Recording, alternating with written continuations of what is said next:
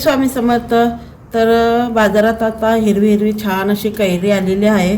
तर मी आणलेले 2 कैऱ्या, 1 कैरी 15 रुपयाला. तर चला तर मग ह्याचं मी एक रेसिपी करून दाखवते. स्वच्छ धुवून घेतलेलं आहे. आता हे वरचं साल काढून घेते. तर असं हे सोलून घेतलंय. आता ह्याला हे साईडचे काढून मोठे मोठे तुकडे करून घेते.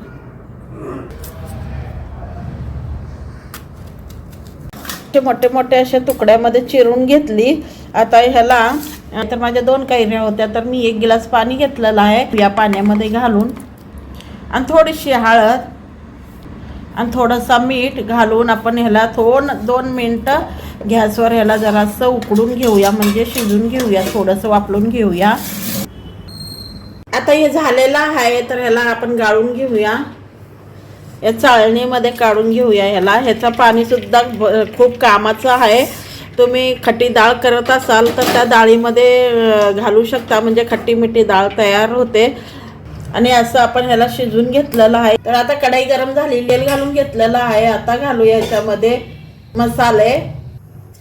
1 चमचा जिरे, काली कलोंजी 1 चमचा, छोटा चमचा, आणि मोहरी, बडीशोप, 2 सुक्या मिरच्या, आणि छान असं थोडंसं परतून घ्यायची. करपून द्यायचं नाही आपल्याला. थोडंसं तडकायला आलं, सुगंध त्याचा सुटला की मग त्यात घालायचं. सुगंध सुटलेला आहे. तर आपण जी कैरी आपण शिजून घेतली होती ती घालून घ्यायची आणि थोडंसं परतून घ्यायचं अजून.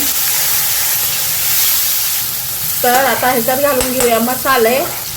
1 चमचा धने पावडर, लाल तिखट अर्धा चमचा. तुमच्या आवडीनुसार तुम्ही कमी जादा करू शकता. आणि मिरची, हळद घातलेली नाही आहे, हळद शिजून घेताना घातलेली होती, हळद आणि मीठ. आणि थोडीशी साखर घालू वाटलं तुम्ही साखर घालू शकता, मिश्री घालू शकता, या गुळ सुद्धा घालू शकता. तर थोडंसं परतून घेऊया. आता ह्याचं थोडं साखराचा पाक सुद्धा तयार होतो. खट्टी मिठी, तिखट, गोड, आंबट असं सर्व ह्याच्यात फ्लेवर उतरलेला आहे. आणि आता घालून घेऊया थोडासा गरम मसाला आणि काळं मीठ आपण शिजताना साधं मीठ घातलं होतं, म्हणून आता थोडंसं काळं मीठ घातलेलं आहे. आणि परतून घेऊया. सर्व मिक्स करून 1-2 मिनटं ह्याला असं शिजून घेऊया. आणि आपली लोणजी तयार झालेली आहे. तुम्ही लोणजी म्हणता, चटणी म्हणता, काय म्हणता, हे तर एक 8 दिवस सुद्धा टिकते आणि खूप छान लागते. करून पहा. साधी सिंपल रेसिपी आहे.